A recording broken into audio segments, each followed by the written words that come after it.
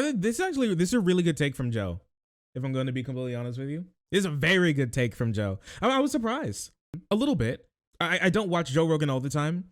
I don't think he's like a horrible person who has bad takes on literally everything. I think he's really normie pilled and he just, you know, he has like a mixed bag of takes, you know, as like your average person probably does. All right, so I saw this clip. It went like little mini viral about 11 days ago, posted on YouTube, the Tube app. I'm gonna take a look at it. It's Lex Fridman and Joe Rogan talking about obesity and all these types of things. I thought it was interesting, especially since I've been going through my own workout journey. I feel like it's something that I've had to sift through myself when it comes to all of this type of stuff. So I thought, you know, let's give it a try. Let's see what's going on. There may be something interesting. Let's see. The Joe Rogan Experience. Thank you, Joe Rogan. See that lady on 60 Minutes? They interviewed her. She's some new woman who works in the White House. And they asked her about obesity. She said the number one cause of obesity is genetics. And it doesn't matter what you do. Like you could be a person who has a perfect diet and exercises and sleeps right, and you're still obese. Mm-hmm. And the health experts went fucking nuts. Like that's not what the data shows. The data shows that most people who are obese have obese parents, and they come from an obese family, but they're all doing the wrong thing. There's not like a person in that family that's eating grass-fed steak and running marathons and lifting weights and getting up at 6 in the morning and getting in a cold plunge and doing all these different things, but it's still fat as fuck. Yeah. And they're watching their calories in and calories out, and they're burning, 1,000 calories a day in exercise, and they're still fat as fuck. That's not real. Like to say that and to say it on 60 Minutes, there's this weird thing going on where people... Did she say that? So like, did she actually say that like people are doing things perfectly? Like you're in like a 300 calorie deficit, 300, 500 calorie deficit, and you're working out and you're watching your micronutrients, you know, all of this type of stuff, and you keep it up just like perfectly, and you're still obese and there's like nothing you can do about it. Did she actually say that? I don't know. That seemed like a pretty bold claim, I have to say. Okay, let's see if we can get into this, because this is true. All right, let's see what they have to say about all this, because she's not working for the White House. And I haven't been able to find anything about this, about somebody working from the White House that's talking about this. But this is true, that your body does have like a set point that it wants to, like a weight range, or more like a body fat percentage range that it wants to stay in, or else like you'll start having some real problems and you're going to have to work past it to get past that. And so for some people, it's really low. And for some people, it's very possible that it could be very high. Or like, and when it comes to like the Biggest Loser thing, that you don't actually learn good tactics for staying lean, but you know, let's get into it. Let's see. They asked her about obesity. She said the number one cause of obesity is genetics. And it doesn't matter what you do. Like you could be a person who has a perfect diet and exercises and sleeps right, and you're still obese. Mm-hmm. And the health experts went fucking nuts. Like that's not what the data shows. The data shows that. Well, I mean, if he's referring to that interview, then that's not what she said. But I don't know. We'll see. Most people who are obese have obese parents, and they come from an obese family, but they're all doing the wrong thing. There's not like a person in that family that's eating grass-fed steak and running marathons and lifting weights and getting up at 6 in the morning and getting in a cold plunge and doing all these different things, but it's still fat as fuck. Yeah. And they're watching their calories in and calories out, and they're burning, 1,000 calories a day in exercise, and they're still fat as fuck. That's not real. Like to say that and to say it. Does grass-fed steak make a difference? No. But I think what he's trying to say is that it's better for you than eating 12 burgers from McDonald's by just like shoving them down your throat, and just sucking them up mouthful mode style. I would imagine that's probably what he means by like, you're not eating grass-fed steak. On 60 Minutes, there's this weird thing going on where people want to say it's not your fault. And it isn't your fault. I mean, if you believe in determinism, if you believe in the impact of the people around you and the environment that you're in, which is most certainly real, the impact of your parents, the impact of modeling, you're modeling after other people's bad decision-making, that's all real. That's 100% real. This is a really good take from Joe. If I'm going to be completely honest with you, It's a very good take from Joe. I was surprised a little bit. I don't watch Joe Rogan all the time. I don't think he's like a horrible person who has bad takes on literally everything. I think he's really normie pilled, and he just, he has like a mixed bag of takes, as like your average person probably does. So, I mean, like it's an all right take. It is true that if you're like watching everything that you eat and you're exercising effectively and you're doing all this stuff, you're going to lose weight, right? Period. You're just going to lose weight. Like, whether or not you're going to keep that weight off by continuing those behaviors or similar behaviors, that's another story altogether, whether or not that's going to happen. Right? But at the end of the day, like, it is true that like if you're like reducing your calories below your what is it? BMR, not BMI. Well, your BMR, your basal metabolic rate, which is just like the rate of like calories you burn by your body just keeping you alive, basically, right? If it's just like lower than that, then you just will lose weight, period. Just simple laws of thermodynamics. You literally just can't keep fat on, you just can't keep like mass on you if you're not putting in the same, at least a maintenance level amount of mass into your body. You just can't do it. It's not possible.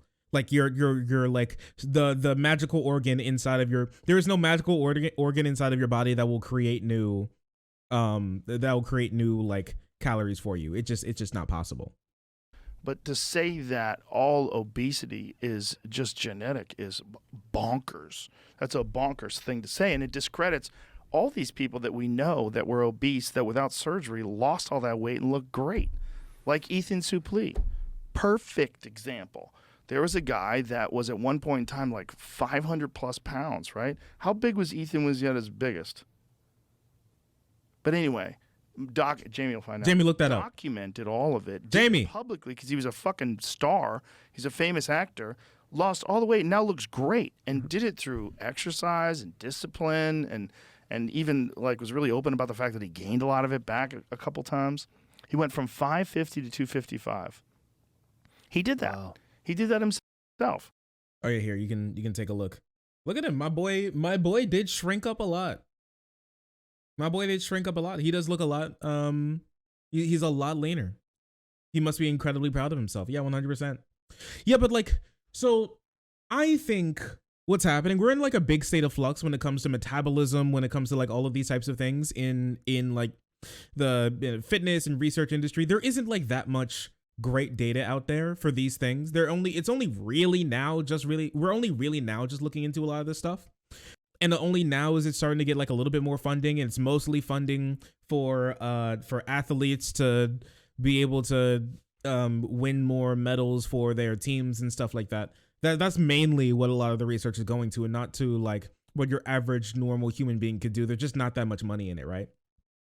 But we are in a state of like big flux when it comes to like the metabolism research and all these, and basal metabolic rate and all this type of stuff, because we're now seeing a bunch of like like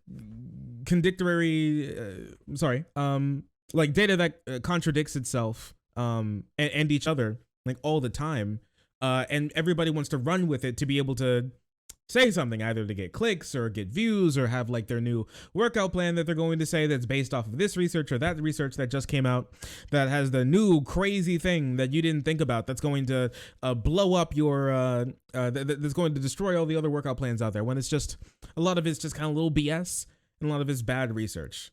I mean, he did it and he documented it, and he had to go through surgery to get the skin removed so that his he wasn't like a flying squirrel.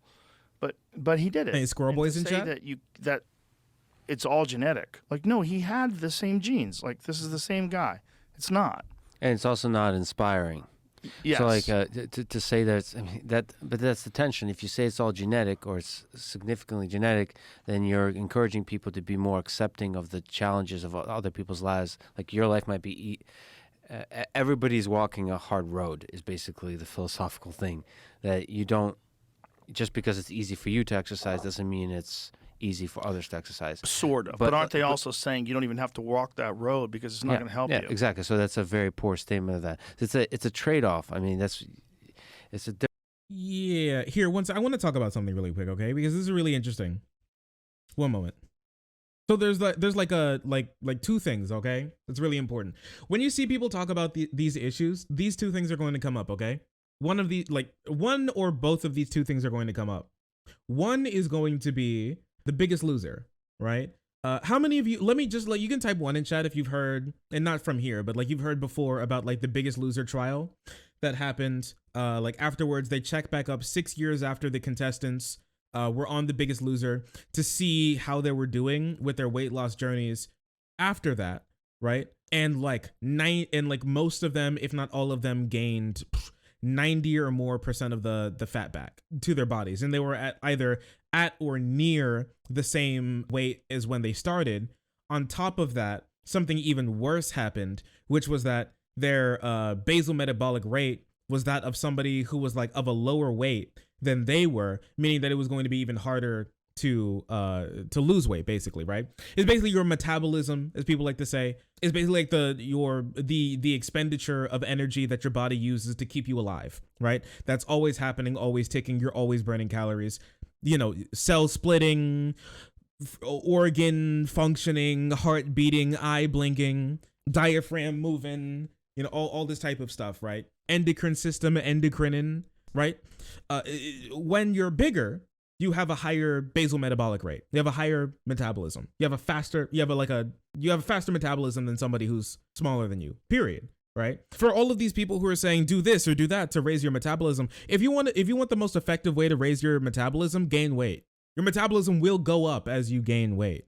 It's just kind of how it works. And that study showed something. That's what we thought. And then that study came out to say that if you do like a crash diet, like that's on like The Biggest Loser, because if you haven't seen The Biggest Loser, it basically what it is, it's a show to see who can hurt themselves faster, and they win money based on the ranking afterwards, right? They take the fattest people they could find, and they say, we want you to hurt your body and lose the weight as fast as possible, and whoever does the most amount of weight and in the like fastest amount in like the certain time frame, we'll give you a certain amount of money. And so there's like a financial incentive to do it, and a lot of people do lose weight. They lose a lot of weight, but they do crash diets. They do things like eating nothing for days. They do things like eating like 5,000, 1,000 calories lower than what they should be doing for days, right? Weeks, months, even, to lose as much weight as possible. And a lot of them, they lose a lot of water weight. That's true that they lose a lot of water weight, but they also lose a lot of fat. A lot of them do. Simply, they just lose a lot of fat as well. The problem is when you do crash diets like that, your metabolism doesn't have time really to keep up. It'll like go in, your body will like just go into a little bit of a shock, right? And your metabolism will fall, but it changing and coming back and like, you know, being normal again will take a long time, possibly even years. And so then you'll have years where your metabolism will be different than what we would expect in your weight. Possibly, right? So there's that study, and then there's like another study that'll come up, which was like the old 1945 Minnesota starvation experiment, with like a controversial experiment that will never pass these days. You would never be able to do an experiment like this these days because we're weak and beta pilled. Anyways, let me explain what they did. Basically, what they did is they cut like normal people's calories in half. Basically. So they took their BMR, the basal metabolic rate, and so they found out that these people were burning, these weren't like super fat people either. These are just like relatively average, you know, body fat percentage people, like 10, 20, like 20, 25% body fat people. And they cut their calories in half based on their basal metabolic rate, and then kept them like that for about 5 months, and then checked back up on them afterwards to see how they were doing. And all of them like dropped a crazy amount of weight. Like an absolutely ungodly amount of weight. They lost on average 25% of their body mass when they did that. 25%. And on average they were hovering around, they did it for 8 weeks about, and oh my bad, no, longer than that, sorry. And they lost about 25% of their body weight, and they look like they just got saved from Auschwitz. I have to tell you, they look pretty emaciated, and they're around about 5% body fat, which is very, very low. But they didn't really go much lower than that. I have a picture here I can show you what these people look like after they were done, like the before and after picture of what they look like when they're fasting. It's not great. It's not like super graphic or anything. They're just like they're skinny boys. See, this is the after picture, before and then after. As you can see, he's already not very thin, and then he turned into this, right? Yeesh, I know, right? Yeah, it's a lot. Yeah, it's a lot. And basically, this study was to see if like starvation mode was real. Have you, like, one in chat if you've heard about starvation mode, like your body goes into starvation mode, right? That's what they were basically trying to find, is if like their body was going into starvation mode or anything along those lines. Their body was not going into starvation mode. It's not real. Starvation mode is not like a real thing. I'm telling you this. I'm telling you this now. To save you from any like diet that you think that you would maybe want to like be on, because it's not real. Starvation mode is not real. Your body does not go into a starvation mode or something like that. Now, what we figured out, okay? These two studies and like the reemergence of the 1945 study and like 6 years ago or something when the Biggest Loser trial came about, people were like, it shook up the weight loss industry. And which sucks that it's an industry in the first place, but it shook up the weight loss industry. It shook up the medical industry and like the diet and health industry and everything, to the point where now people started to come out with like insane takes and things along the lines of, if you're fat, like you're fucked, right? It's over. Like it's literally over. If you have genetically, your body wants to maintain like a 40-50% body fat percentage, and that's like the range that your body wants to stick in, on top of the fact that you have like the metabolism of somebody who's like way smaller than you, so you'll have to like cut your calories by like 1,000 instead of by like 300 or something. And that's the difference between like eating like a whole meal possibly a day just to maintain like weight loss, right? Basically, people came to the conclusion that like you're fucked. Right. And this could possibly have helped give birth to like the weirdo like TikTok and like YouTube fat acceptance movement. Not like the people who are just like, stop bullying people because they're fat, because that doesn't help. I'm talking about the people who are like having like an inch of fat surrounding your heart is actually based in POG, and like nothing bad will happen to you. Like those types of people where they're like, oh, you know, can't help it. You're just fat. You know, don't have to worry about it. When it's just not true. There's so many lies going around everywhere, and it sucks because I've had to deal with this going on my own workout journey when it comes to a lot of this stuff. My like own workout and own health journey, like going through all of these things, because I've had to sift through that as well, and it sucks. And hearing something like that sounds discouraging, doesn't it not? Like if you find out that you feel like you've been dieting or something, you've cut back your calories, and you think, oh, yo, I'm pogging up, I'm gonna do great. 1 month, 2 months, 3 months, a year goes by, and you haven't lost any weight, and you're like, what's happening? What's going on? I feel I've been like struggling so hard to make sure that I lose weight, and I haven't lost anything. And then out of nowhere, you see this study that says, oh, you'll never lose weight because there's no possibility of you being able to lose weight or something like that. That'd be crushing, would it not? It'd be completely crushing, and then it gets people into a cycle of not trying anymore because they've been lied to. The idea that that's the case, when it's absolutely not. I want to show something to you because this guy had like a really good video on it. I could tell you what's going on, but I'd like to show you his video because it's actually like really good, and I think it's really important that people actually see it. It only got like a couple thousand views, like 6,000 views or something. Unfortunately, I really wish it did better, but if I can find this, where is this? Juiced Up. Anybody up in chat being juiced up? The Biggest Loser is a televised weight loss contest with a big financial incentive, which basically means that contestants worked their bollocks off in a publicly glorified crash diet. On average, subjects lost nearly 40% of their body weight in just a 30-week period. Yes, that is nearly 60 kilograms in 30 weeks. That's a lot of kilograms. As contestants lost a lot of weight, their resting metabolic rate obviously declined, but it was estimated that an additional 500 calories worth of metabolic adaptation was seen on top of that. This figure was later... What is kilograms to pounds? 1 kilogram is 2.2 pounds, is that right? Yee. 50 kilograms is 110 pounds? Yeah.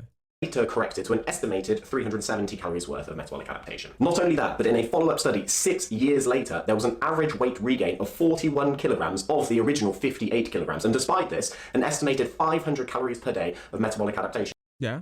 Oh, 135 pounds. Yeah, like they lost like an entire human. They lost an entire slightly small adult human in weight. It's crazy. It's like, imagine like a whole adult human just like hanging off your shoulders every single day. That's crazy.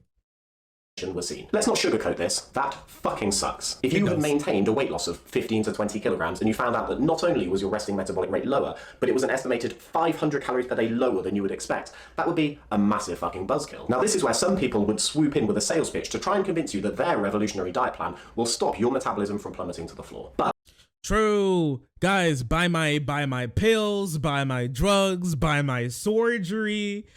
We got what you need. We can fix you. Listen, did those other diets destroy your metabolism? Buy my diet plan. It will fix it. Guaranteed. Okay, buddy. But there are a couple of really big things that fuck nuggets like this often gloss over. Despite the Minnesota starvation experiment and the Biggest Loser trial painting quite a bleak picture for long-term weight loss, many other trials came to very different conclusions. One study was super fucking meticulous and allowed us to look at things with a level of detail that we haven't before. It found that total energy expenditure was reduced in participants who had lost weight. However, this didn't actually come from resting energy expenditure. Primarily, it came from non-resting energy expenditure. This suggests that people who had lost weight hadn't smashed their metabolism into a million pieces, but maybe there's a tendency for people who have lost weight to just move around less.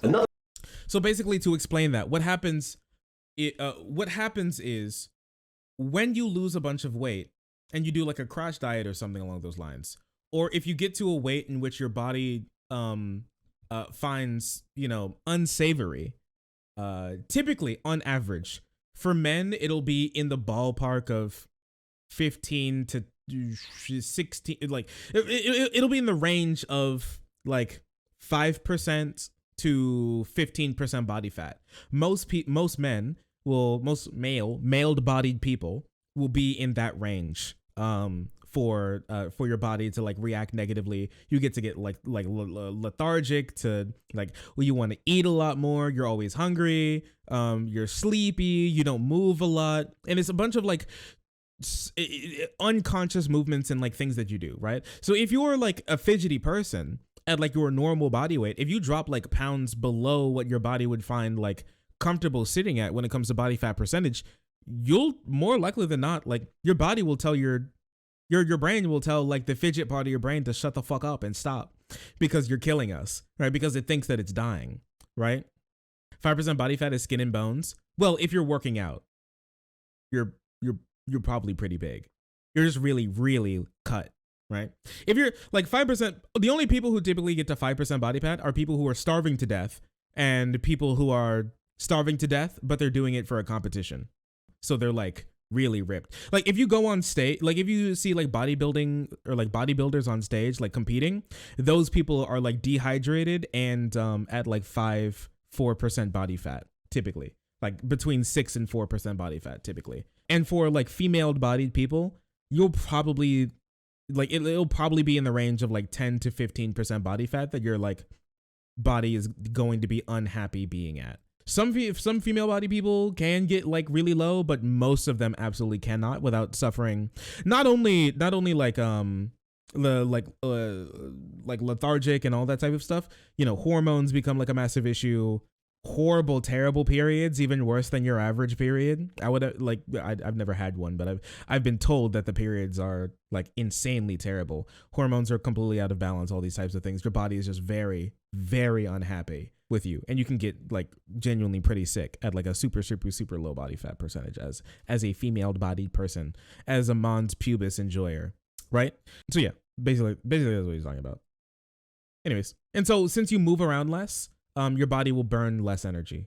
And so you burning less energy through that movement and through like walking less, moving less would mean that you would start gaining weight even faster. Another study looked at people who had lost weight and found that although some people did have lower and some people had higher resting metabolic rates, on average there was no consistent evidence of metabolic adaptation at all, which leads us neatly onto the second biggest thing that a lot of people might neglect to tell you. Although this sounds really counterintuitive, metabolic adaptation doesn't actually predict weight regain. In fact, in this last study, the degree of metabolic adaptation actually correlated with the degree of weight loss. Likewise, in the Biggest this loser trial, the participants that had the highest amount of metabolic adaptation were the ones who had lost the most weight. Now, I know what you might be thinking. Surely metabolic adaptation is a bad thing, so how the fuck does that work? Well, here is an extra level of complexity which explains why this is so complicated. Body weight is super easy to measure. Get a group of people to step on the scales before and after a diet, or even every single day if you want to, and bish bash bosh, suddenly you have a fuckload of data. Sure, there are things that can skew that data, like whether you've taken your morning shit or not, but overall there are ways to control for that. But resting metabolic rate isn't like that. It is a very finicky process that normally is tested irregularly. Wait, also,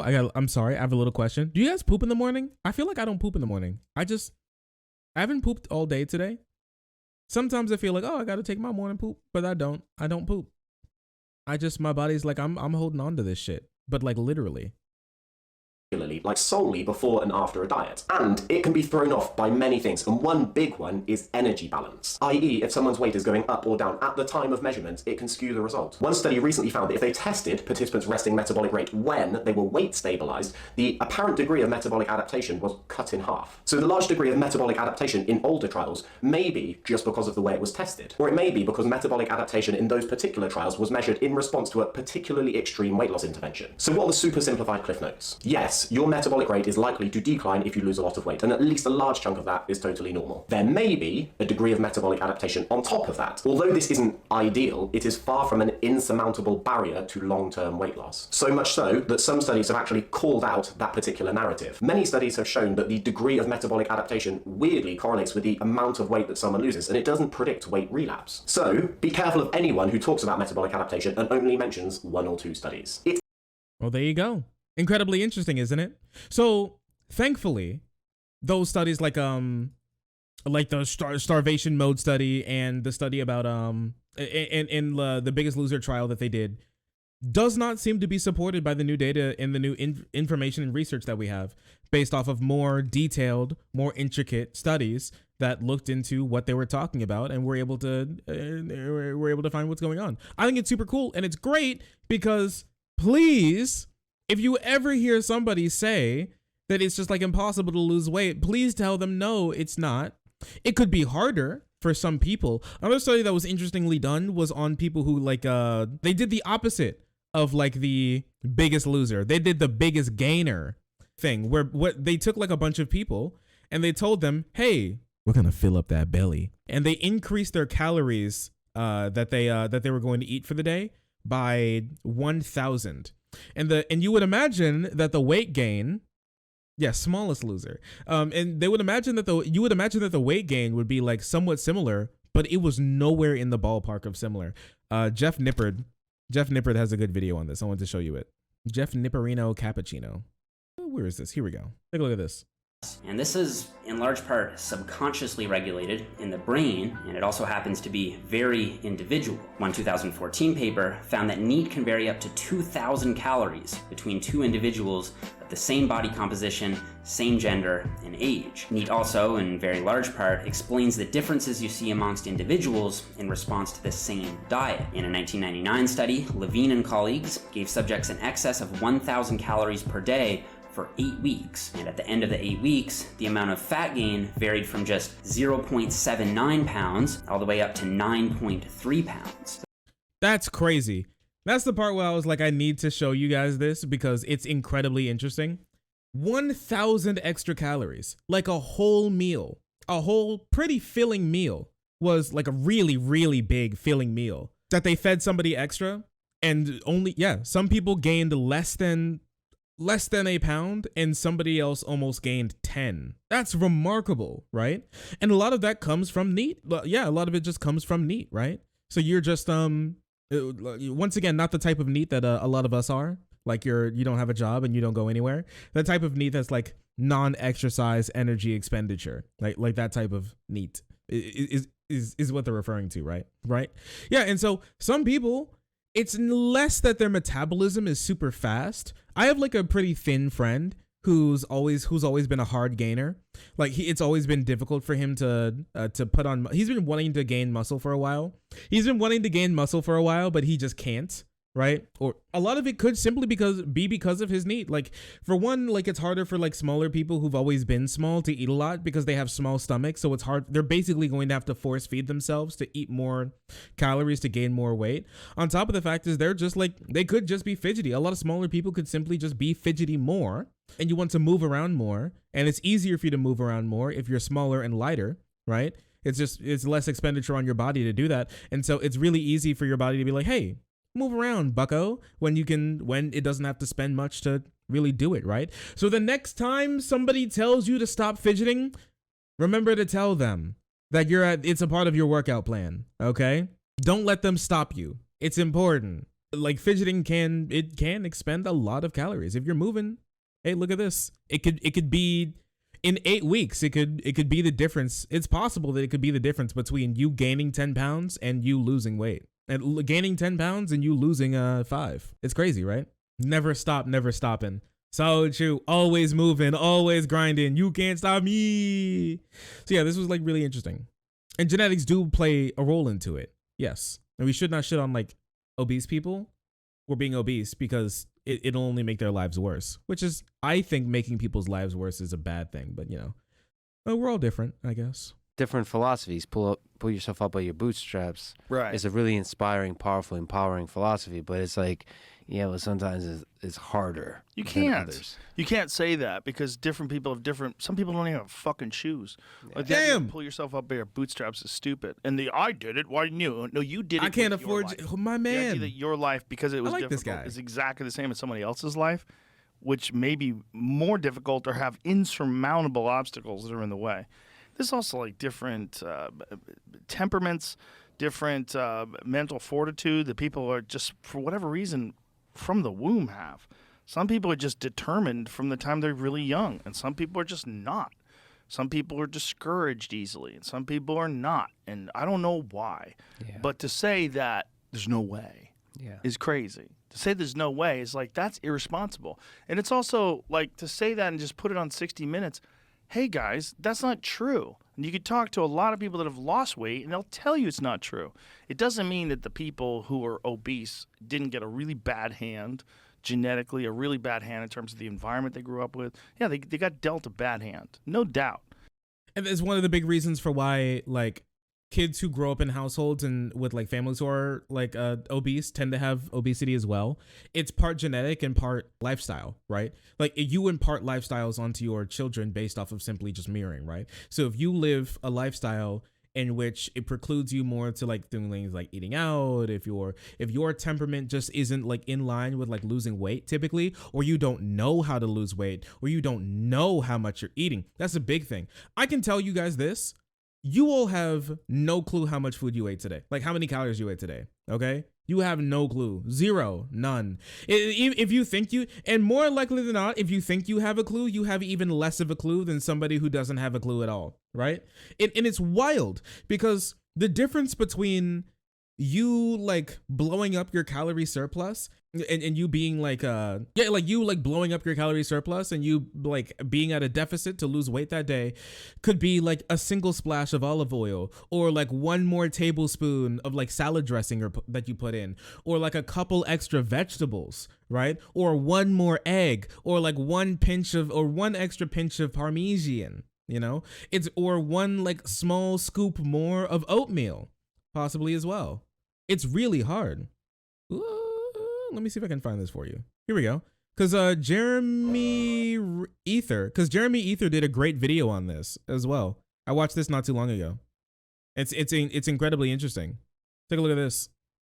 Ended up underreporting their true calorie intake. So why exactly does this occur?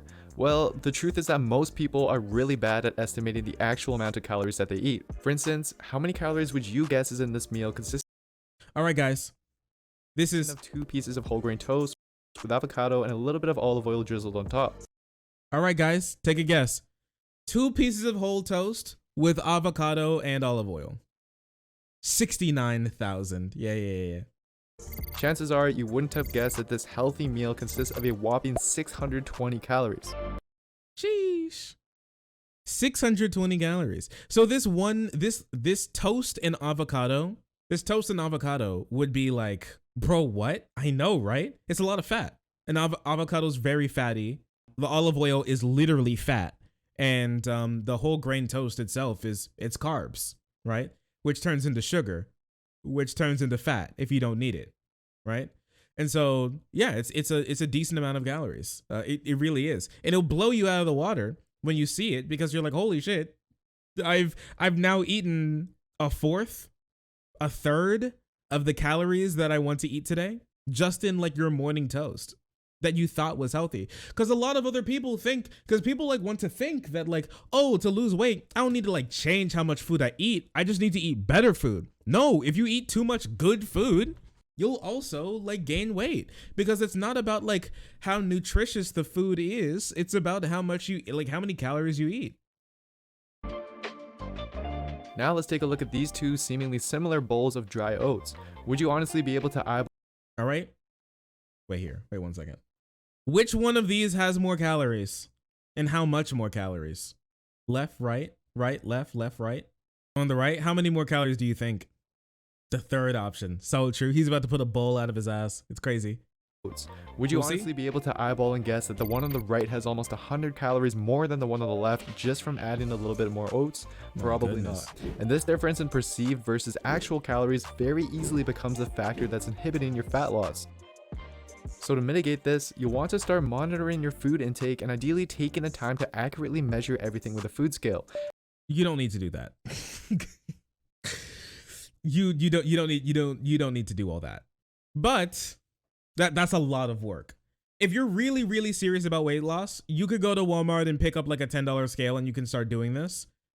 You don't have to, but you eyeballing is not going to work if you want to lose weight, if you're eating a similar amount than you have been before. Cause like, I'm sorry guys. Your average person isn't going to eyeball 100 calories of oats. It's not happening. One day you're going to do this. One day you're going to do that. One day it's going to be like twice this. And one day it's going to be like 3 times less. You'll have no clue. You're not eyeballing it. It's not happening. So you need to be cognizant and really careful about what you're eating, because if you're not, you could be blowing up your diet without even knowing. And so even knowing that is something that a lot of people don't know. And so so some people just think that, oh, all you need to do is just so simple to lose weight, calories in, calories out. Like even knowing how many calories you're eating is like a tall order in and of itself. It's not the same as someone who grows up in a house where everybody's skinny and the fucking whole family runs. Like, no, it's not going to be the same. Someone who's eating organic and the whole family like does a lot of exercise and does stuff together. Yeah, they're going to be thinner. Yeah. But it's like you can't lie. You can't lie, and you can't you can't expect me to think that you're really an expert when you say things like that. Yeah, but you also can't criticize Bill Gates by saying he running has a too. soft body. Of course you can. Of course you're being a comedian, but But he does. And if he's talking about health, No, it hey, doesn't- buddy, get your house in order first. yeah. Yeah, definitely. There's a lot of incredible doctors that don't have their house in order. That's true. But if Yeah. you're giving health advice, one of the core components to health is your metabolic health, your overall metabolic Pull up health. this story, right? Sure, but you can tell people good information without being like there yourself. What if they're on their own like weight loss journey, and not allowed to give good advice now? I think that you should, simply because like stupid people will think that you're more credible simply because you are. Like that's why people think like, I mean, like pretty privilege is real, like thin privilege is real. If you're thin, people just think that you're simply a better person, smarter person, you know more than what you're talking about. So if somebody who's like very slightly overweight says that Andrew Tate is stupid and cringe, which they're right, they could play something that Andrew Tate said and then visually show you how it's wrong, but people will think that Andrew Tate is right simply because he has abs, right? It's just low IQ drivel. But like not everybody knows what they're talking about, and it's just kind of ingrained in our society that like, oh, if you're thin, if you're hot, if you're like this, if you have a lot of money, you must know what you're talking about. If you're accomplished in some way, you must know what you're talking about. People do this with Ben Shapiro. Not Ben Shapiro. People do this with Jordan Peterson. Jordan Peterson has a degree in psychology. He does not have a degree in psychiatry, and he does not have a degree in philosophy. Okay? But for some reason, Jordan Peterson is seen as a psychiatrist philosopher. okay, and climate scientist and political theorist and all of these types of things, when he's literally just a guy who no longer wants to be a doctor anymore because who no longer wants to like have patience and be a doctor anymore because he's too busy soaking up money from the Daily Wire. You know, it is what it is. Right out of the gate, they're talking about Yeah, and a nutritionist and a crypto specialist using the drug, that semaglutide stuff Oh, we've been no. talking about. Is that what they're doing? So this is like Jamie, an look that ad up. for semaglutide? I'm not saying that, but that's what it seems like. Oh Because my there's even like the whole thing God. about the shortages of it. Oh no. So But you know, I think Huberman was discussing this. He might have been discussing this with Peter. I hate how his headset is lopsided. It's lopsided. I hate how his headset is lopsided on his head. Look at that. What the hell is happening? Who did this to him? Jamie, please help him. Jamie, help him. Don't just sit there, Jamie. Do something. What is going on? Anyways, I think like on average, like this is pretty good. I'm not gonna lie. Coming out of the Joe Rogan experience, you know, I think he did a pretty reasonable job here. I have to say, I like it a fair amount. I must say, I cannot lie. Shut up, fatty. He got a 6-pack. So true. So true. And evolutionary scientist on occasion. Thank you, Jordan Peterson. He's a jack of all trades. He is a jack of all trades. What a guy. He really is remarkable, is he not? But yeah, it's just the insane. It's just super weird. Listen, blood. Understand what you're eating. Just understand what you're eating. Right. And I would honestly say add like a couple more calories if you're like tracking what if you really want to lose weight. I don't want to like brag or anything. I haven't had like an incredible weight loss journey or anything. A lot of you guys may not even notice that I've like lost weight over the last like couple of months, but I have. I started my weight loss journey like a couple of months ago, back in 2022, at about 243 pounds. I think that was the like highest I like weighed myself at.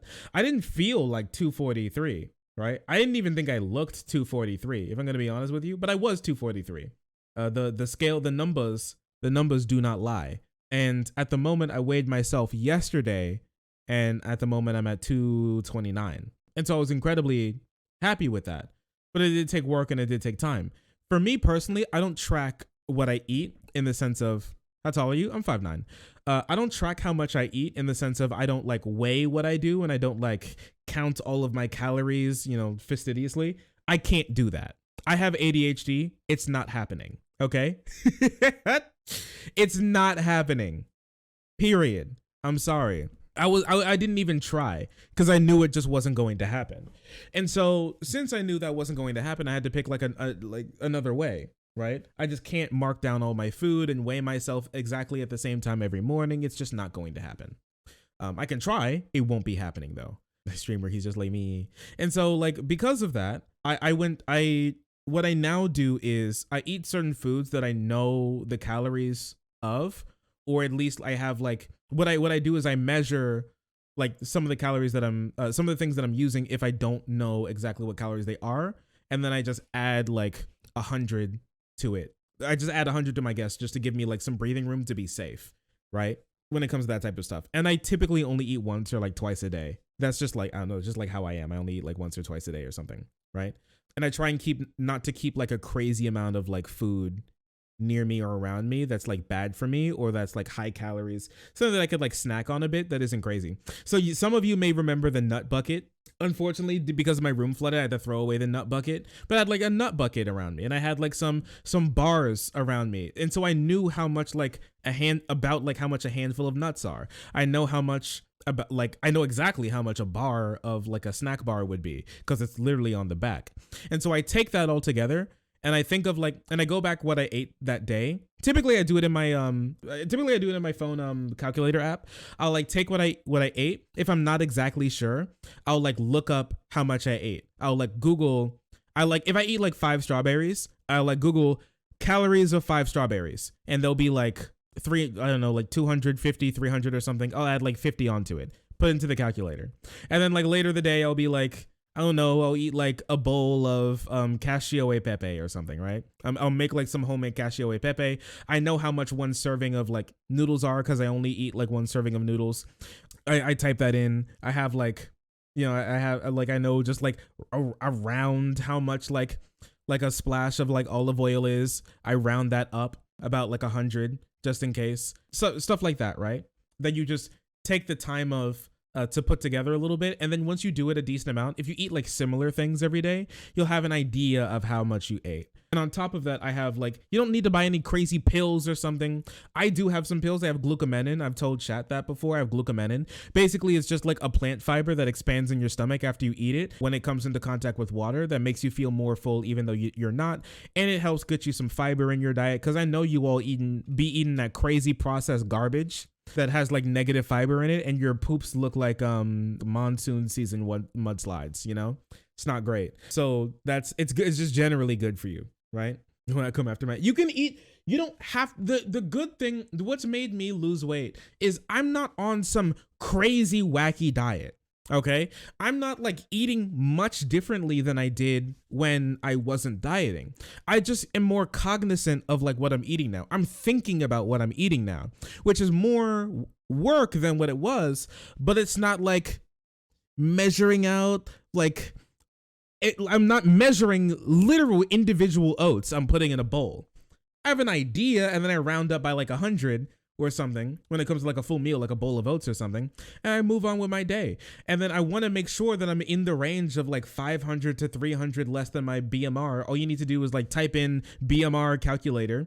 It'll probably take your age, your height, and your weight, and then it'll give you like an average, like reduce it by like 100 or something, and then take that and be like, I don't want to eat more than this every day. And if you eat less than that every day, you'll lose weight. If you cut it in half, it'll be faster. If you don't, it'll be slower. But you will lose weight, period. That will happen.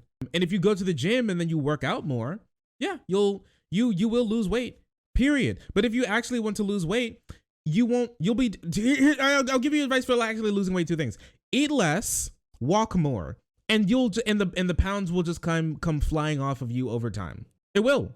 Eat less, walk more. And that's basically all you need to do. You don't need to be doing like crazy sprints in the gym. I'm going to tell you this now. Your body is pretty efficient when you sprint.